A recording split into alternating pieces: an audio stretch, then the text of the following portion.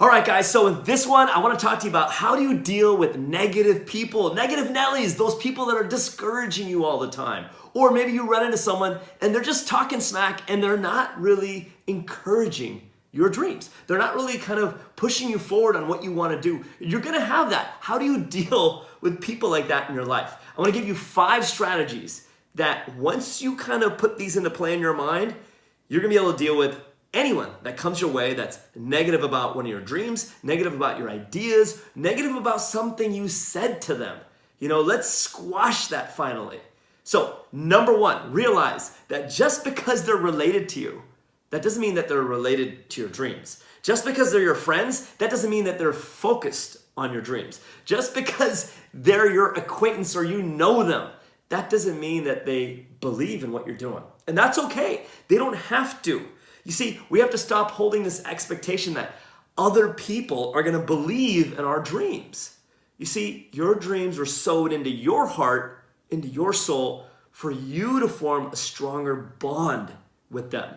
That's what it's all about. Once you form that bond with your dreams, they become alive. And sometimes those negative people switch the perspective. They're placed in your life so that way you can actually form a stronger bond to your desires, to your dreams. Sometimes those negative Nellies, those Debbie Downers are placed in your life so that way you can say, hey, you know what? I'm going through the rough patch right now, so I can actually create and build the strength to be able to have a stronger attachment to what I want. Switch that perspective. Don't expect them to come on board with you. It's okay. They may be close to you in 10 areas of your life, but they just don't believe in that one thing that you're doing. It's up to you to own that belief, to believe in that. This is such a big topic for me. I have a bunch of notes down in here in my journal, and I want to make sure I get all of these to you. So hang with me here. That was number 1. Number 2, the second thing is this: realize that their past conditioning, is their weakness.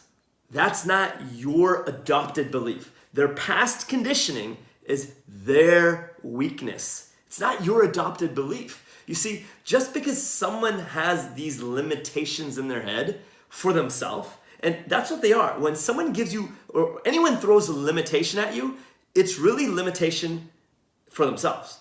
Whatever reaction someone has for you is really a mirror of who they are for themselves. So if they're throwing these thoughts of limitations at you, that really is very telling or very revealing about what they feel about their own limitations, their own sense of possibility. And really be easy on that. Be like, hey, you know what? Maybe they're coming at me with this heat because they just couldn't do it, or it wasn't something that they kind of did in their life, or they wanted to do it and it just didn't happen for them.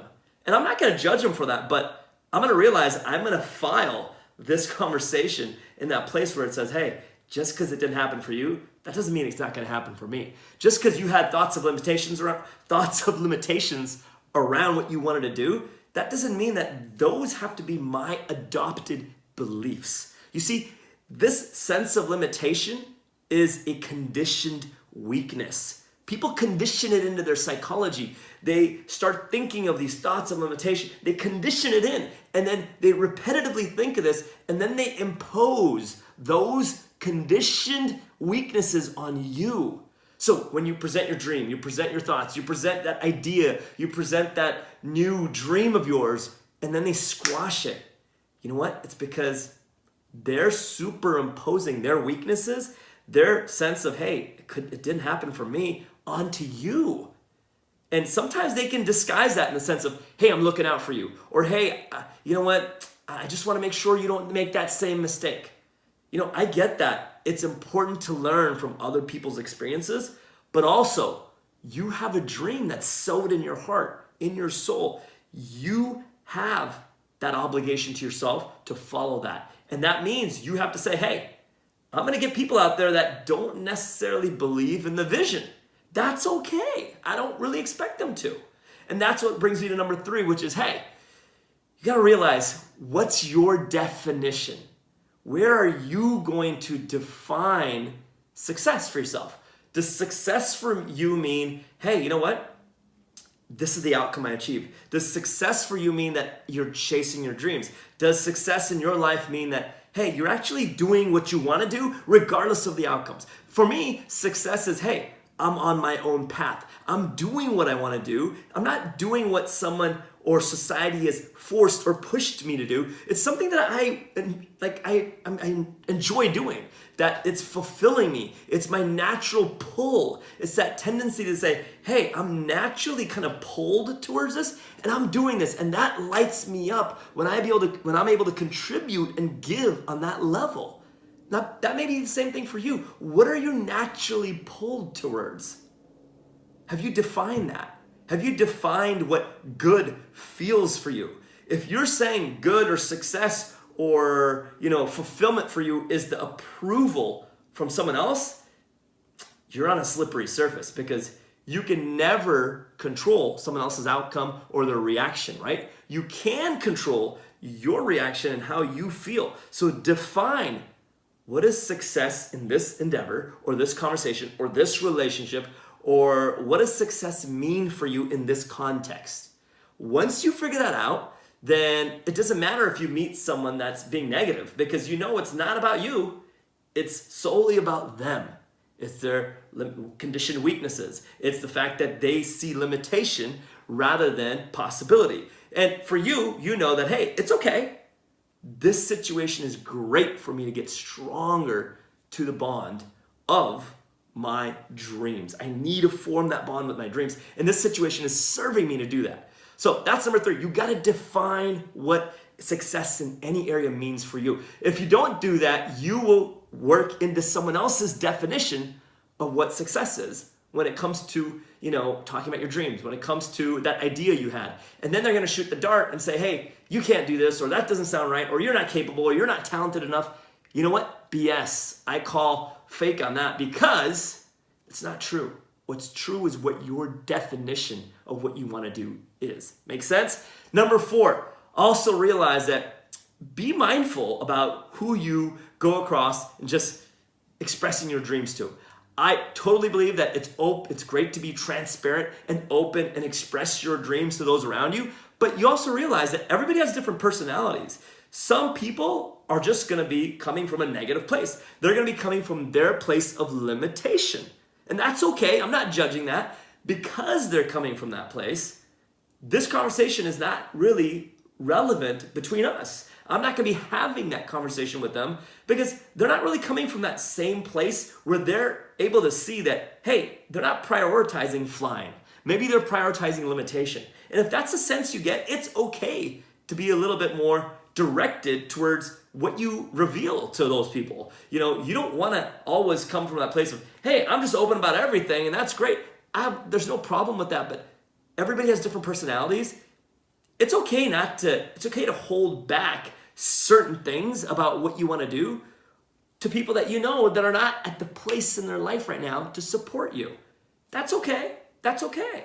There's nothing wrong with that. Now, eventually, I do believe that you got to get to a place where you're comfortable and you own your dream. You own that idea. You own that uniqueness that you have within you that says, hey, it's okay if you're negative, but this is just me. This is how I am. This is who I am, and this is what I'm doing. And you're comfortable talking about your dreams 24/7. Once you own it and you have that bond with your dreams to that level, realize that it doesn't matter who you tell. But in the beginning, starting off, keep a good kind of sense of your peer group of who's there to support you, who's there to hold you accountable, who's there to encourage you. Surround yourself with those people first until you form that bond with where you want to go. Because then it doesn't matter who's out there to say anything. You're always going to be able to believe in your own mission, your own track. But in the beginning, it's a warm-up. The warm-up is, hey, I'm going to surround myself with encouragers, people that are holding me accountable, people that believe in my ability to fly, not my sense of limitation, right? And you're going to get that in your head. Sometimes the biggest negative person in your life is you. Sometimes the biggest discouragement you can get in your life is coming from your own mind, right? So realize that those thoughts and limitations, those thoughts are the strongest when they come from you. And if they come from someone else, hey, that's okay. I can't control that. What I have to be mindful of is what's happening with my mind, right? And that gives me to number 5. When you leave a situation where you had a negative experience or someone wasn't as positive as you had expected them to be, or they, took what you said or you told them and they kind of crushed the idea and they didn't make you feel good about it, or they're not encouraging, realize that, hey, how do I want to define this situation? How do I want to define what actually happened here? Because the definition you give it will determine the outcome that you're going to take from it. The definition you give a situation will determine the outcome that you're going to take from it. Does that make sense? You see, the outcome isn't defined by their opinion or their conditioned weakness or what they said. The outcome is defined by what you interpreted, what meaning you gave them. And that, by far, I'll tell you, that's what's really going to carry you forward. Realizing that, hey, you know what? They were talking smack. They didn't say anything that was appropriate, or you know what? They weren't the most encouraging. Totally get it. No, that's totally fine. But guess what? For me, the meaning I'm giving it is, hey, I need to get stronger to my idea of what I want. I need to build up more of a bond to my dreams. And guess what? I need to get comfortable talking to people that don't always believe what I have in my mind. And that's okay. And this is just another test in doing that. You see? So for you to be able to get that muscle of belief, sometimes you have to pull a brand new definition from the situation that you went through, right? So you may have gone through a crazy situation and it just didn't go well. So pull out an empowering belief from that situation. Pull out a belief that's going to actually grow your muscle and your bond and your strength towards your dreams, towards what you believe, rather than saying, hey, that negative thing defines the outcome. No, that was just conditioning. That was just training for you to get a stronger bond to the outcome and define the outcome yourself. Saying, hey, I want to pull out of this situation and think, hey, this is going to make me even stronger and more attached to what I want to become. This is going to make me more confident in the fact that, hey, even though I'm facing opposition, I'm still moving forward because I believe in it myself. I sense the pull towards my dreams. I sense that mission towards my meaning in my life, right? So keep those things in perspective. Really quick, the 5 were, just to review them. The first one was, make sure that just because they're related to you, that doesn't mean that they're related to your dreams. Just because they know you, that doesn't mean they know your dreams. Just because they're friends with you, that doesn't mean they're focused on your fulfillment, right? And that's okay. Realize that the perspective there could be, hey, they're placed in your life for a friction point that will help you get stronger, get a stronger bond to your dreams. Number 2, realize that, hey, just because they have this conditioned weakness, that doesn't mean it's your adopted belief, right? You could choose to believe what you believe about yourself. Someone else's thoughts of limitation, hey, that's conditioned in them. That's their own weakness. That doesn't mean it has to be your adopted belief. Number 3, realize that you need to define what you want, how you want to feel about this thing. What is success for you? What is positivity to you? Define your outcomes. Define who you want to become because of this dream of yours. And once you do that, you'll realize that, hey, it doesn't matter what they say because you have the definition. Number 4, be mindful of who you're sharing your dreams with. Be tactical about it. Be strategic about it. And that's okay. Eventually, you'll be strong enough to share them with everybody. But in the beginning, as you're revving up, as you're kind of getting started, realize who the people are in your life that will hold you accountable, that will encourage you, that will help you fly. Who are those people? And lastly, make sure you pull significant meaning out of a situation that you were in. You define that situation so that way you create the outcome in your mind that empowers you and supports you. So let me know what you thought of this. Leave me a comment. Let me know down below. I love making these for you.